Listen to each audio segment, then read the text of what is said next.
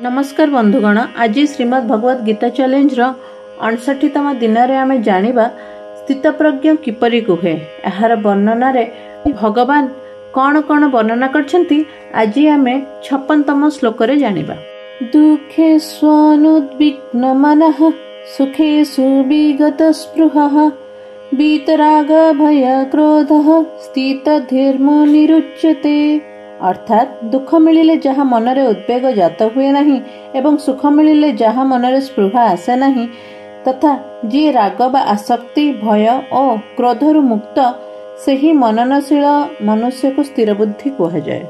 स्थितप्रज्ञ किपरि कुहे। अर्जुन एहिपरि क्रिया प्रधान प्रश्न करथिले किंतु भगवान भाव प्रधान उत्तर देउछंती, कारण क्रिया रे भाव ही मुख्य। प्रत्येक क्रिया भावपूर्वक हुए, भाव बदली गले क्रिया बदली जाए। अर्थात बाह्य दृष्टि क्रिया सेहीपरि देखा जाउथिले मध्य वस्तुतः ताहा सेपरि रुहे नहीं। एही भाव कथा ही भगवान एठारे कहउछंती। गीतारे जेउठी भी अर्जुन क्रिया प्रधान प्रश्न पचारछंती, भगवान ताहार भाव और बोध प्रधान उत्तर देइछंती, कारण क्रिया रे भाव और बोध हेउछि मुख्य। भाव और बोध अनुसार ही क्रिया हुए। यथा अर्जुन 14 अध्याय पचारिले जे गुणातीत पुरुषर आचरण किपरि। भगवान भाव प्रधान उत्तर देले जे ताहार आचरण समतापूर्वक होइथाय। दुखर संभावना रे ओ प्राप्ति रे मध्य जहाँ मनरे उद्वेग जात हुए नहीं, अर्थात कर्तव्य कर्म करथिबा समय रे सेथिरे बाधा आसिले, निंदा अपमान हेले, कर्मफल प्रतिकूल हेले किंबा अन्यान्य प्रतिकूलता आसिले मध्य ता मनरे उद्वेग जात हुए नहीं। अन्यर हित पई कार्य करिबा, कर्म को पूर्णांग करिबा, कर्मफल रे केबे आसक्ति ममता कामना प्रभृति न हेबा पई सावधान रहिबा ही कर्मयोगीଙ୍କ मनरे उद्वेग अस्थिरता न आनिबार कारण। एपरि करिबारु तांक मनरे एक प्रकार प्रसन्नता आसे। सेही प्रसन्नता जोगु जेते प्रतिकूलता आसिले भी तांक मनरे उद्वेग जात हुए नहीं। सुख संभावना रे ओ ताहार प्राप्ति रे मध्य जहार स्पृहा जात हुए नहीं, अर्थात अति शीघ्र कर्म पूर्णांग हेले तात्कालिक आदर और प्रशंसा मिलिले, अनुकूल फल मिलिले किंबा अन्यान्य अनुकूलता आसिले भी जहार मनरे स्पृहा आसे नहीं जे एही परिस्थिति सर्वदा रही थाउ और सर्वदा मिलु थाउ, ता अंतकरण रे अनुकूलतार कौनसी प्रभाव पड़े नहीं। मनरे सांसारिक पदार्थर जो आकर्षण अंकित हो जाए ताको राग कहती। पदार्थ प्रति जदि राग थाए तेबे कौनसी सबल व्यक्ति ताहाको नष्ट कले, सेथिरु संबंध विच्छेद कराइले, ताहार प्राप्ति रे विघ्न सृष्टि कले मनरे भय जात हुए। सेही व्यक्ति निर्बल होइथिले मनरे क्रोध जात हुए। किंतु जहाँ हृदय रे अन्य को सुख देवार, अन्यर हित करिवार और सेवा करिवार भाव जागृत हुए, ताहार राग स्वाभाविक भाव में नष्ट हो जाए। राग दूर हो गले भय और क्रोध रुहे नहीं।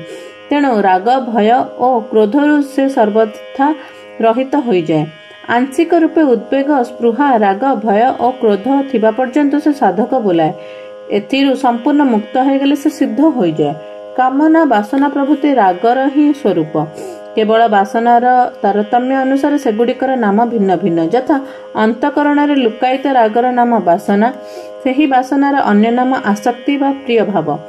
मते अमुक वस्तु मिलू एपरी इच्छार नाम कामना। कामना पूर्ण हेबार संभावनार नाम आशा। कामना पूर्ण हो गला परे भी पदार्थ वृद्धि हेबार इच्छा और अधिक मिलिबार इच्छा नाम लोभ। लोभर मात्रा अधिक बढ़ीगले ताको तृष्णा कुहाଯାଏ। तात्पर्य है उत्पत्ति विनाशशील पदार्थ प्रति थिबा आकर्षण और महत्व बुद्धि को कामना वासना प्रभृति नाम नामित करा जाए। एतदृश मननशील कर्मयोगींकर बुद्धि स्थिर और अटल हो जाए। मुनि शब्दटी वाणी सहित संपर्कित, तेणु भगवान किंग प्रभासेतर उत्तर रे मुनि शब्द प्रयोग करछंती, किंतु वास्तव रे मुनि शब्द केवल वाणी उपर अवलंबित नुहे। तेणु 17 अध्याय भगवान मौन शब्दर प्रयोग बाचिक तपरे न करी मासिक तपरे कहिछंती, जहाँकि 16तम श्लोक रे कुहाଯାଇଛି। कर्मयोगर प्रकरण होइथिबारु एठारे मननशील कर्मयोगी को मुनि कुहाଯାଇଛି। मनरे कौनसी कामना और आसक्ति न आसु एही सावधानतार मनन ही मननशीलतार अर्थ। अविरत अनासक्त रहिबा ही सिद्ध कर्मयोगींकर सावधानता, कारण साधक अवस्था तांकर एहिपरि सावधानता रहितिबारु से परमात्मा को प्राप्त होइछंती, जहाँकि गीतार 3 अध्याय 19तम श्लोक रे कुहाଯାଇଛି। जय जगन्नाथ।